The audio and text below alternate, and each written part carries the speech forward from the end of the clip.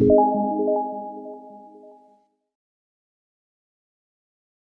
this STR8CHEM video, we're going to learn about the electrolysis of molten salts using inert electrodes. So the first thing that we need to know that what kind of inert electrodes we can use. For the sake of simplicity and for the discussion of this electrolysis, we're going to use the inert electrodes of carbon. Okay, we're going to use carbon solid. So that is the inert electrode we're going to use for this electrolysis. And what type of molten salts? For this discussion in the beginning, we're going to try to use the molten salts of sodium chloride, and that should be in solid phase in the beginning before you're going to melt it to become molten.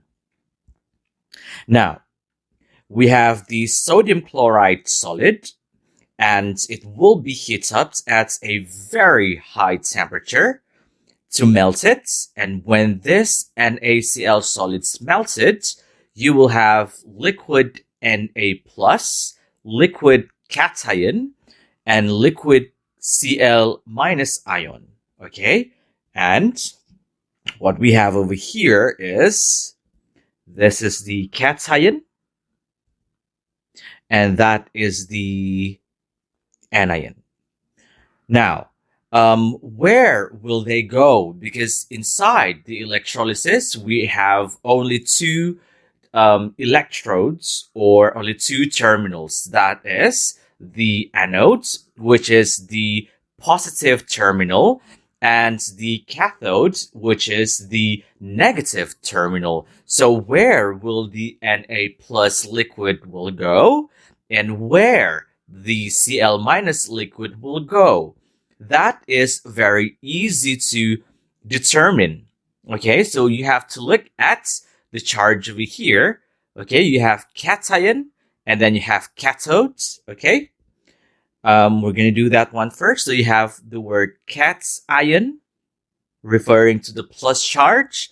Therefore, it will be going to the cathodes over here. And you have the anion. You have the word anion right there, referring to the negative charge, and it will go to the anode. Okay, you have N, cat. So the Cl-, don't forget the phase. It is liquid now, not aqueous, because you are having a molten salt. The word molten over here can be imagined as something that is melted from a solid phase. So that is the first thing that you need to be able to do. By writing the equation right there, you will be given 1 mark.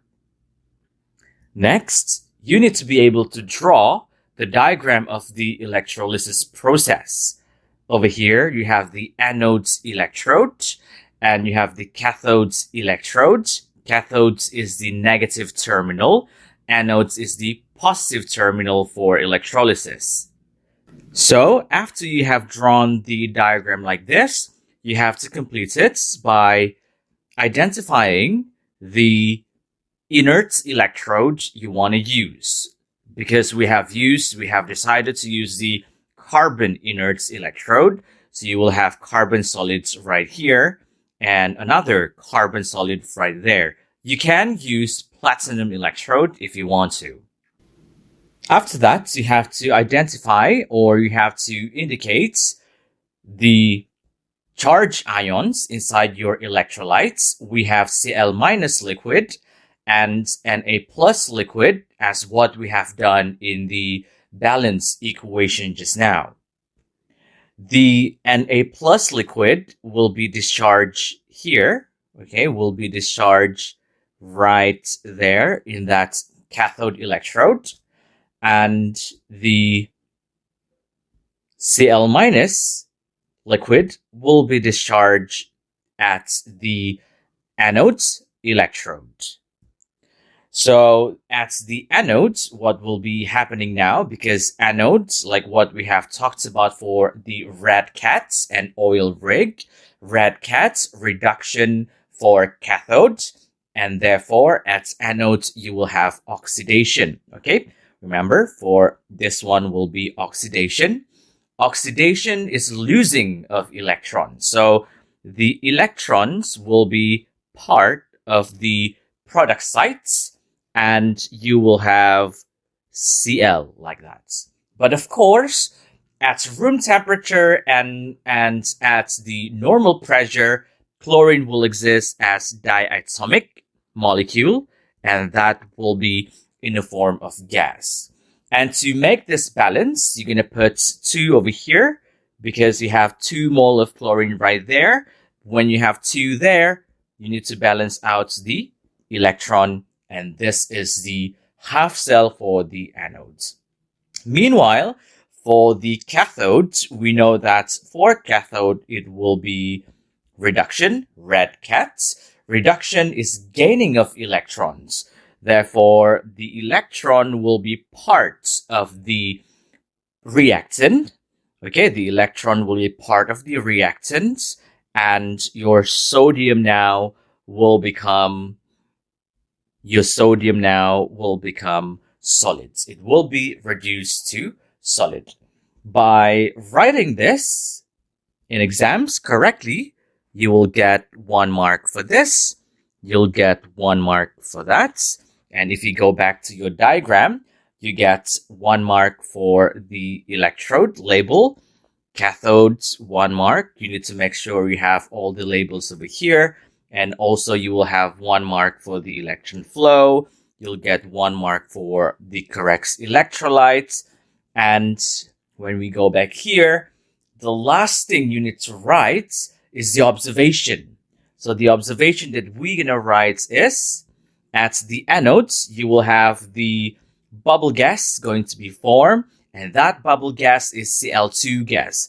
At the anodes, the mass of the electrode will increase. Why? Because you have sodium metal to be deposited. The word deposited means you will have the sodium to be sticking at your cathode's electrode. Now, let's try this exercise. We have the anhydrous AlCl3 salts being melted at a very high temperature for an electrolysis. We have to do a few things. The things that we're going to do is, first, you need to draw the diagram, and then you need to write the half cells, and you need to state or explain the observation being obtained. Okay, you have 1, 2, 3 things you need to do. So the first thing is we need to write down the equation. You have AlCl3 solids over here, and imagine if this one is going to be heat up at a very high temperature.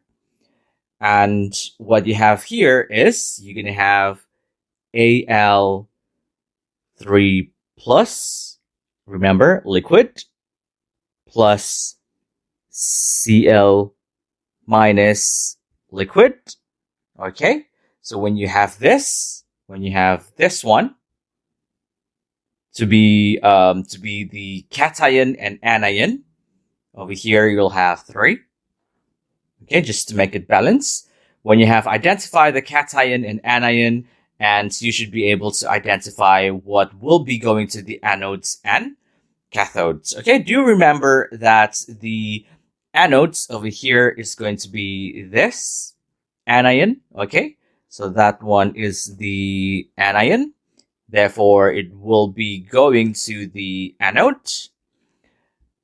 Meanwhile, right there, that is your cation. Okay, cation. So the cation will go to the cathode. Okay, Al3 plus liquid. So we have identified the species of where they will be going in the electrolytic cell. And this equation over here, when you have it when you've written that correctly, you will get 1 mark. You have your diagram written down like this. And what you need to do now is to identify or to write down the electrode. Cathode, we're going to use carbon. Over here, we're also going to use carbon. Okay, you have carbon and carbon. Let me highlight that for you.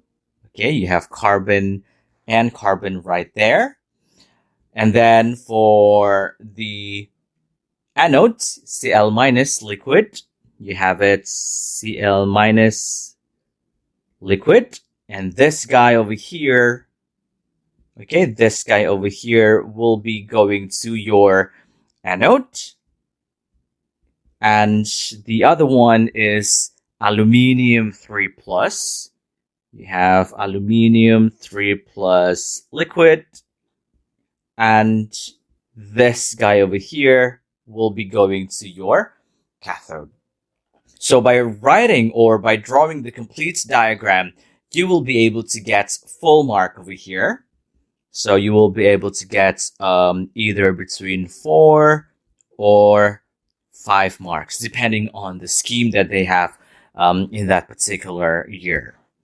Now, what we need to do now is to write down the half reaction for anodes and cathode. For the anode, you have Cl minus. Remember, anode is oxidation. Oxidation is losing of electrons. So electrons will be part of the products plus Cl gas. Remember, chlorine will exist as Cl gas at normal or standard condition. And so you will have 2 moles of electrons over here. And you're going to put 2 moles of Cl minus right there just to make it balance. On the other hand, for the cathode, remember, cathode is reduction process. Reduction is gaining of electrons, so you'll have the electrons as part of the reactant side. 3 moles of electrons for that one, because you have 3 plus right there. And you will be reducing aluminium into a solid. And your observation will be bubble gas is formed at the anodes, which is the Cl2 gas, and at the cathode, mass of electrode will increase. Aluminium metal deposited. Okay, aluminium metal right there being deposited. So you'll get 1 mark for this, 1 mark for this one, 1 mark for the observation at the anodes, and 1 mark for the observation at the cathode.